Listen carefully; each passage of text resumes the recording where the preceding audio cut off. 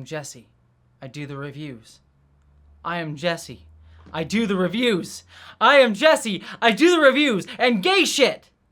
Especially the gay shit.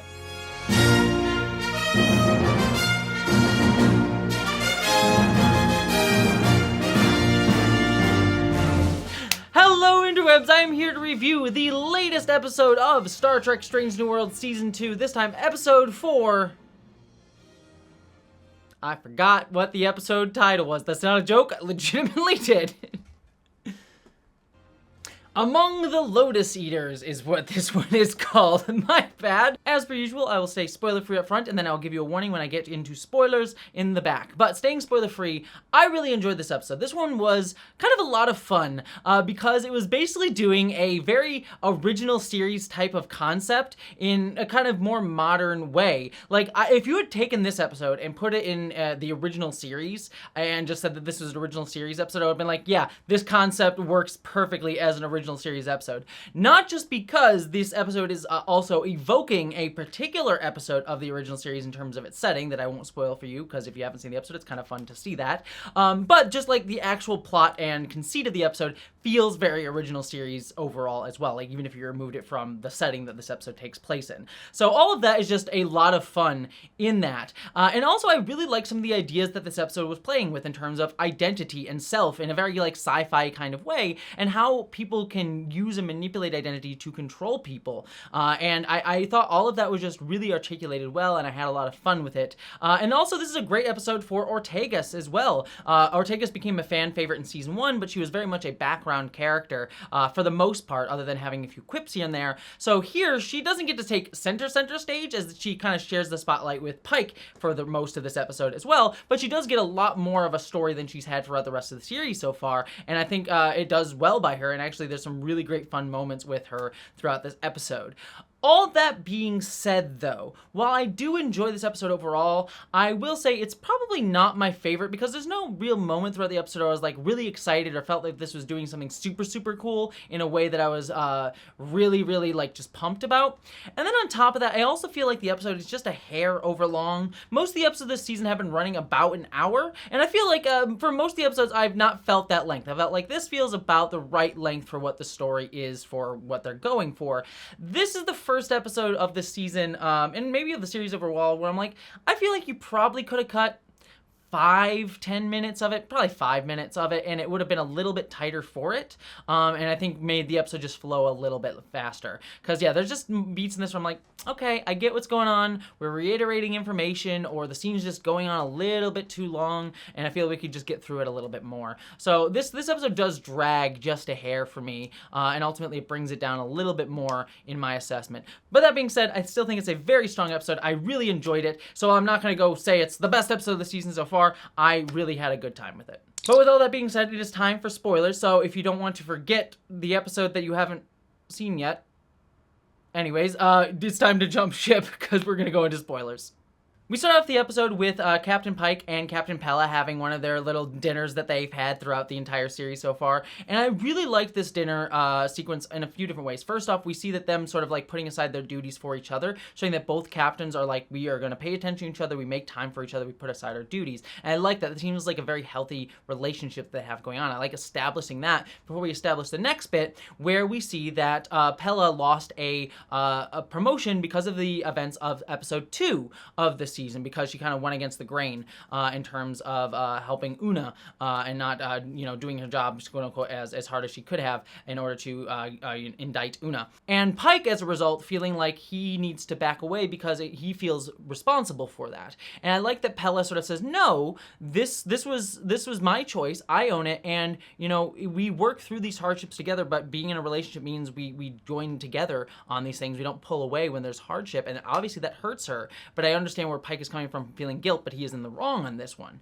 in terms of if he wants to build a healthy relationship. So I like that there's an establishment of like healthy relationship and then mistakes made in there by Pike. I also like the sequence because while the show is very episodic, what I always love about it is that it does connect these character beats through episodes. And so there are long-lasting ramifications for characters from episodes prior, even though they aren't directly pertinent in terms of the story going on here. So I like seeing that there are some ramifications, that these aren't just isolated incidents. I love that style of storytelling where it's like a loose serialization, and I like that coming up. But then we get to the fun part of the episode, because we realize that this episode is going to be taking place on Rigel 7, which, for those of you who don't know, Rigel 7 was the planet that appeared all the way back in the original pilot of Star Trek, with Jeffrey Hunter playing Captain Pike, where he was on Talos 4, but the Talosians forced him to have these sort of like dream sequences of memories past, and one of the memory sequences that they show him was the events that are sort of in the background of this episode, where Captain Pike failed to save members of the crew on Rigel 7.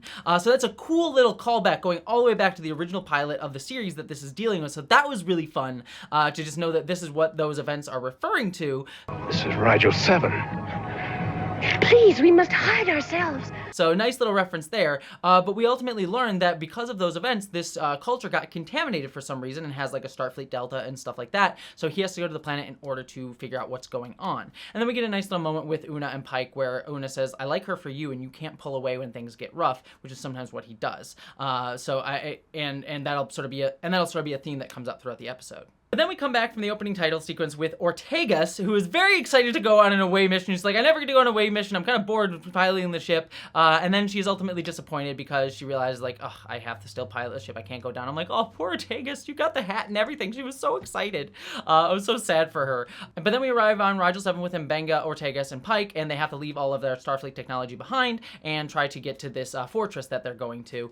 And while they're doing this, Lon starts having headaches. Something's going on, but they decide to push onwards. And they find that once they get to Rigel 7, there's still more cultural contamination, even down to the fact that they have Starfleet equipment, which they shouldn't have. One thing that I really love during this sequence is we get to see the fortress in the background, and the fortress is I think it's supposed to be the same fortress from the matte paintings that we saw in way back in the original pilot, The Cage. So just seeing an updated version of that was really, really cool. Very original series nonsense in an updated way that I thought was a lot of fun to see. But we do go into this fortress, and we ultimately learn that one of Pike's crew members actually stayed behind and kind of made himself king of this society. And again, this is going back to what I was saying when I said in my spoiler-free section that this is a very original series sort of concept, right? Even beyond the Rigel 7 of it all. Like, if you go back, there's like some episodes of the original series where it's like, oh, we have a little Starfleet officer becoming a despot on these different planets. There's a couple episodes like that, I believe, or similar stories. And so this kind of having that structure, I was like, this feels very original series in a very fun way. And we ultimately learned that he's going to try, he's like, "Hey, go be for my slave society here that I have going on, these manual labor people that I have working for me." And he also tells them that there's this planet, something on this planet makes people forget and have headaches. And as a result, our crew ultimately does forget who they are and fall asleep in a cage. A nice little reference there, at least I like to think so. And then they meet this man who says, "Oh, you've had a rough forgetting." And he sort of tries to tie them into the moment. He's like, "Live in the moment, you know, you have a totem to help you remember who you are, to try and tie you to your identity, but you just gotta be here. You can't really deal with all that other stuff."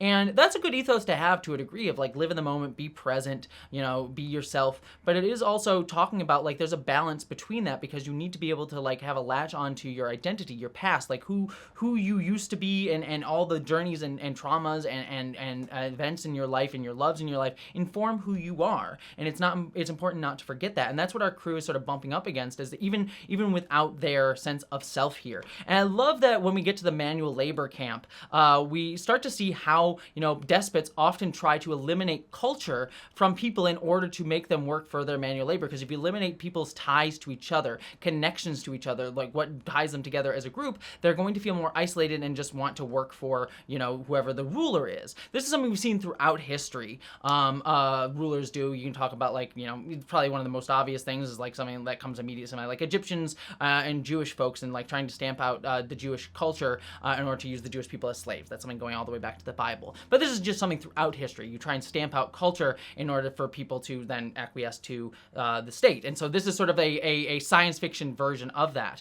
One thing though during all of this that I thought was funny was they're doing this manual labor and Mbenga's just like cutting this wood, and I'm like, this is the dumbest way to cut wood. And how long is this poor man just cutting wood over there? So I just thought that was a funny little beat that was just kind of funny. But I do like that Pike's like, no, I'm a man who stands up and fights these people. It showcases who he is, but also goes to this idea of solidarity, worker solidarity. They work together to beat, the oppressors, even though some people are not ready to have that solidarity represented by this guy. And so they fight back, they sort of get control, and Lon gets injured, so Pike has to go back to the fortress in order to get their memories back, at least so he thinks. And this is a fun little sequence where Pike shows up at, the guy's fortress, breaks in, and I love him shooting at the guy and, like, stopping the bullets with a plate. Like, damn, that was the sexiest thing I've ever seen in my life. Pike just, like, pulling out a plate and just, like, using it as a shield against a phaser. Fucking sexy, man. But then he beats up Kyle, and he figures out who he is by saying, like, this is not the kind of person I am, and he sort of holds on to that identity. And I like the thing that draws him to that is the thing he got from Pella, and sort of reminds him of his connection to others. Again, connection to others is what allows us to sort of hold on to ourself, hold on to our identity, and not pushing each other away, which is represent. So there's a fun political message in here, and also a personal message, and it's all about connection. And even pain and hardship is what connects us to each other, even if it's not easy to go through. And that's kind of like a theme that I'm seeing coming up throughout this season, even going back to episode 2 and things like that, where it's like our identity is found even in the hard stuff, even in the things that we don't wish to hold on to. We still have to find our identity even in that trauma and pain. And I really like that. This season has done that on just like a personal level, a cultural level, a political level, in numerous different ways. And I think that that's probably an overriding theme of the season so far. I'm going to see if that comes up in future episodes, because that's something I'm just sort of like connecting to throughout this season so far. Really enjoying that aspect of this show. So Pike is able to stop this bad guy, and then we also get to meet, I forget his name, but the guy that they were sort of telling them how this system works, and he sort of says, he remembers his family and his death, and he's like, again, going back to the idea of like we have to hold on to who we lost, even if it's hard for us. But then this brings us up to the ship, because there's other stuff going on the ship. People on the ship are losing their memories as well. This is where I'm sort of saying, like, I think the episode could have lost a few beats and minutes, because it's reiterating a lot of the same stuff that we already kind of knew from the planet, and I felt it was just like, all right, I've gotten it, let's get through this. And it does ultimately lead to a sequence with Ortegas, which I really, really enjoyed, where Ortegas forgets things and Spock forgets things, and they can't remember who they are, even they can't even read the stuff that Spock gave them. And I like that we see that Spock still is himself. He doesn't like to use emotions to guide him, and Ortegas is like using emotions to guide herself. And so that's where they sort of have this sort of like antagonism, even if they don't remember each other. And Ortegas gets scared and runs away. And one funny moment was when Ortegas goes to deck 6 and like opens the door, and there's just Nurse Chapel there, and I'm like, oh god. And I'm like, I love Jess Bush, and I love Nurse Chapel. It's one of my favorite characters of the show, but it was just this funny thing of like, oh god, no, Nurse Chapel, disorientating.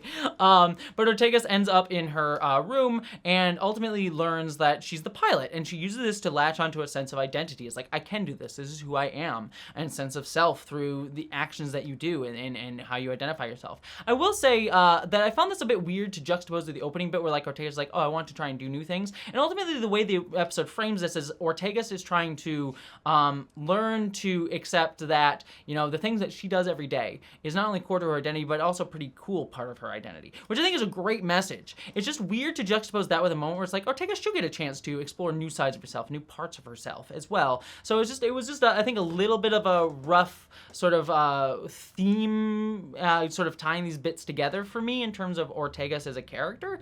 But that being said, I did like those beats. Now, the other thing I will say with this too is like we learn that like, Ortegas is the pilot. She drives the ship, and that's sort of her central character. But it also reads to me as like we didn't really learn a bunch new about who Ortegas is. We learned her sense of identity and crisis that she has in this episode comes to a full completed arc, and I think that's a good story to tell with her. But if we were going to get an Ortegas episode, there's a part of me that wants to learn a little bit more about her backstory and herself, especially in an episode that is about like the traumas of our past help inform who we are, for good or for ill. And so I think that that's something that I'm like, if we get more Ortega stuff, and I hope we do, that becomes a focus in the next time we get some central stuff on her. Because here it just feels like, oh, well, we know Ortegas flies the ship. How do we make a story about that? So there's a little bit of that there. But I did like her rescuing the ship. The only thing with this beat in the storyline that I felt could have been better in terms of the Enterprise stuff was I'm shocked that they didn't, like, warp away. Because I get it, you don't want to abandon your away team, but you're not going to be helpful to your away team if you're all, like, just not remembering anything. So I feel like the smart move on Una's part, or Spock's part, whoever was in command of the ship at the time, was to warp away from the situation, get everyone healed back up, and then come back for their crew. But them just staying there and then going into a debris field, which I know was supposed to shield them a little bit, ultimately did not, it logically kind of has, like, if you look at it a little bit, it'll be like it makes sense, but it was one of those, like, I feel like there are ways around this that the episode didn't acknowledge as well. So one of the criticisms that I have for this episode overall, there's a little bit of yada yadaing for my taste. That being said, we do end up having the crew rescued, and they sort of capture the Starfleet crew member, and they sort of try and fix the cultural contamination, and they shoot off the asteroid. And there's a funny little bit where, like, Pike's like, yeah, the asteroid landed there isn't natural evolution, and Spock's like, sure. Because, like, that's the one thing with the Prime Directive that I always rubbed me wrong. I like the idea of the Prime Directive as a rule that is, and this is a whole other debate for another day, so I won't go too deep into it, but it just sort of is relevant here, where I like the Prime Directive when it is used as a thing, is like, we do not wish to judge and interfere with other cultures. They have a right to come into their own as a culture and as a society. And I like that as a rule. You know, we have more power than them in terms of, like, our abilities. We don't want to use that in a way that's going to, you know, force them to align with our culture, assimilate into our culture. They deserve to have their own sense of self. The way the Prime Directive I dislike is when they're like, there's a natural course of evolution that we need to let have happen. I'm like, what does natural even mean? You know, we're human beings. The Federation is like a natural evolution of people in our society. So who's to say we weren't meant to, you know, go into... It's like this idea that there's a natural course of things assumes that there's a predetermined path for things. And there's something that was addressed in episode 2 of season 1, actually, in the asteroid episode, Children of the Comet, I believe is the name of the episode. That was sort of an idea tackled there. And so I just like that sort of being acknowledged here. It's like, yeah, the comet is not a natural evolution, but it kind of is, because, like, the universe wanted an asteroid to land. Like, there's no purpose to it. It's more about stopping the Federation from contaminating culture, not you know, acts of God, for a better way to say it.